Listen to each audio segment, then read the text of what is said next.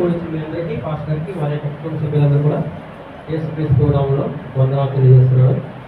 మరి మొన్న సోమవారం అంటే ఆదివారం మేము ఇక్కడ రాలేకపోయాం, ఇసుకల మధ్యకి వెళ్ళిపోయాం, కొంచెం పనులు బయట పనులు ఉన్నాం. అలాగే సోమవారం ఉదయం మా పెద్దమ్మ గారు మా ఇంటి పక్కనే ఉంటారంట, ఆవిడ ఇంచుమించు 90 సంవత్సరాలు ఉంటాయి ఆవిడకి. మరి దేవుళ్ళు మంచి విశ్వాసి ఆవిడ. అయితే ఆవిడ దేవుళ్ళు నిద్రించడం జరిగింది. అయితే ఈ విషయం ఎందుకు చెప్తున్నానంటే, మేము చిన్నప్పుడు నాకు 10, 11, 10 సంవత్సరాల వయసులో నా తర్వాత మరి 3 తమ్ముళ్ళు, 2 తమ్ముళ్ళు, 1 చెల్లి చనిపోయారు. నేను మొదటి వాడిని. మా తర్వాత 5వ అబ్బాయి ప్రభు, మధ్యలో ప్రభు. అయితే ఏమైందంటే మేము బాగా అన్యులం అండి మేము అప్పట్లో. ఆ టైంలో మా నాన్నగారు ఏం చేశారంటే, నా తర్వాత ఇంకా అందరూ చనిపోతున్నట్టు చెప్పి తమ్ముడికి యేసు దాసు అని చెప్పి పేరు పెట్టడం జరిగింది. మేమందరం కూడా ఆశ్చర్యపోయాం. ఎందుకంటే అసలు దేవుడు అంటే మాకు ఇష్టం లేదు, చాలా ద్వేషించేవారు. ఎవరైనా స్వార్థ చేసుకుంటూ వెళ్తుంటే వాళ్ళు ద్వేషించేవారు అండి.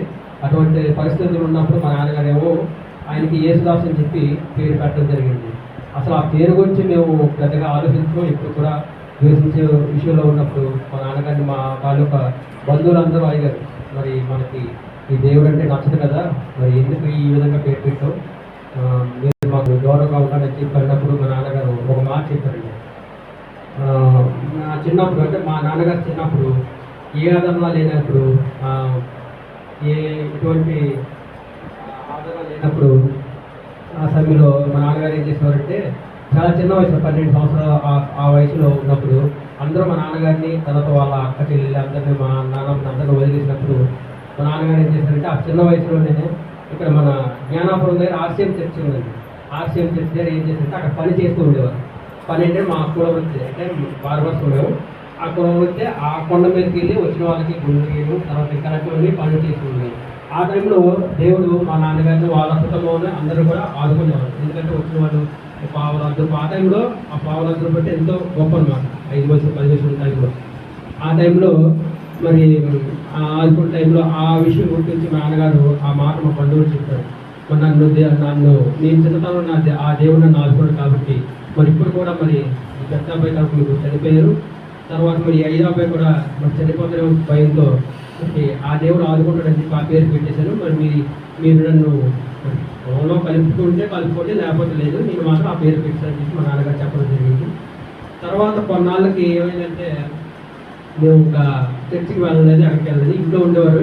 బాగా విగ్రహార్థకులు, చాలా ఘోరంగా ఉండేవారు. అంటే ఒకరోజు మా ఇందాక చెప్పారు మా పెద్దమ్మ గారు, ఆవిడ ఒకరోజు మా ఇంటికి మధ్యాహ్నం టైంలో, ఎవరు లేని టైంలో మా ఇంటికి వచ్చి ఆవిడ చిన్న సాక్షి చెప్పారు. ఇలాగ నేను కూడా 2 నెలల నుంచి మన దేవుడు నమ్ముకున్నాను, మరి దేవుడు చర్చికి వెళ్తున్నాను. ఈ మధ్య కాలంలోనే 2 నెలలు అవుతుంది.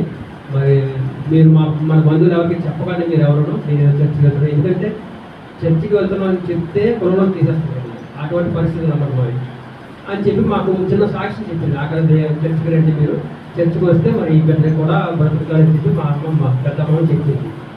చెప్పిన తర్వాత మేము ఏం చేసామంటే ఇంకా వదిలేసాం, ఆ మాట వదిలేసాం. కొన్నాళ్ళ తర్వాత ఏం చేసామంటే మా అమ్మగారు భయవేసి మా తమ్ముడిని తీసుకొని, అంటే ప్రభువుని, అప్పుడు 2 నెలలు 3 నెలల వయసు, మా తమ్ముడిని తీసుకొని నన్ను తీసుకొని చర్చికి వెళ్ళడం జరిగింది. నాకైతే ఇష్టం లేదు చర్చికి వెళ్ళడం, బాగా విగ్రహాన్ని, అలాగే వాళ్ళు దూషించేవాడిని, వాళ్ళు తిట్టేవాడిని. చర్చి బయటే ఉండిపోయింది. మా అమ్మగారు ఏం చేస్తుంటే, ఎవరైనా చూస్తే మళ్ళీ మమ్మల్ని ఏంటంటే వీళ్ళందరూ విసుక్కుంటారని చెప్పి వెంటనే ఇలా అడుగుపెట్టి కూర్చొని సెకండ్ కూడా మా వెంటనే బయటకు వచ్చి మళ్ళీ నన్ను తీసుకొని ఇంటికి వెళ్ళిపోయాను. ఇంటికి వెళ్ళిన తర్వాత ఒక 5-6 నెలల తర్వాత ఏమైందో తెలియదు కానీ నాకు 93వ సంవత్సరం డిసెంబర్ 25వ తారీఖు ఉదయాన్నే ట్యూషన్కి వెళ్ళాను, వచ్చాను, పుస్తకాలు ఇంట్లోకి ఇచ్చేసాను. అది ఒక అలవాటు. స్కూల్ సెలవు అయితే అదో పుస్తకాలు ఇంట్లోకి వేసేసి ఇంకెక్కడ వెళ్ళిపోతాం మాకే తెలియదు, ఏ టైంకి వస్తాం మాకు తెలియదు, ఆడుకోనట్టు బయటకు వెళ్ళిపోతాం. పుస్తకాలు బుక్స్ అని కూడా ఇంట్లోకి తీసేసి నేనేం చేశానంటే చిన్నగా వెళ్ళిపోయానండి. ఎక్కడికి వెళ్ళానో ఏం చేసానో మాకు కూడా తెలియలేదు. దేవుడి మందిరంలోకి వెళ్ళి కూర్చొనిపోయాను. ఈరోజు ఈ దేవుడి పని ఏదో చూసేద్దాం, మరి అంతమంది చూసేద్దాం ఏంటి ఈ దేవుడి పరిస్థితి ఏంటి అని చెప్పి వెళ్ళి చర్చిలోకి వెళ్ళి కూర్చున్నాక పరదా అప్పుడు పరిస్థితులు 9:30 సమయంలో ఒకరు వస్తున్నాం. వస్తుంటే కొంతమంది వస్తుంటే ఈలోపు పాస్ గారు వచ్చారు. పాస్ గారు నాకు తెలియదు, ఆయన ఏమని పిలవాలో నాకు తెలియదు. సరే ఈ పెద్ద ఆయన వచ్చారు, ఏంటి పైన అలాగే కూర్చున్నాను, అందరూ డబ్బులు కూర్చున్నాను కదా, ఆయన ఏం చెప్తారో విందామని చెప్పి అనుకున్నాను. పాటలు స్టార్ట్ చేసిన పాటలు పాడారు, ఆరాధన చేస్తున్నాను. నాకు కొత్తగా అనిపించింది. ఎందుకంటే ఇది నన్ను కొంతమంది ఏమో అనిరుగా అంటారు, కొంతమంది స్తోత్రం అంటారు, కొంతమంది గ్లోరీ అంటారు.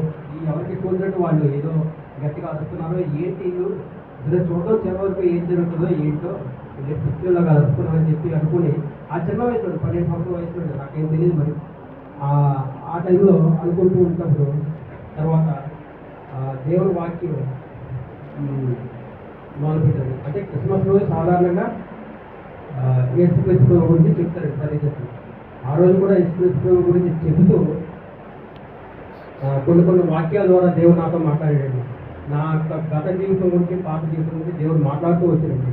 ఎంత విగ్రహారాధికుల్లో నేను చిన్నప్పుడు నాకు 10-11 సంవత్సరాల వయసు సేవభక్తుందండి.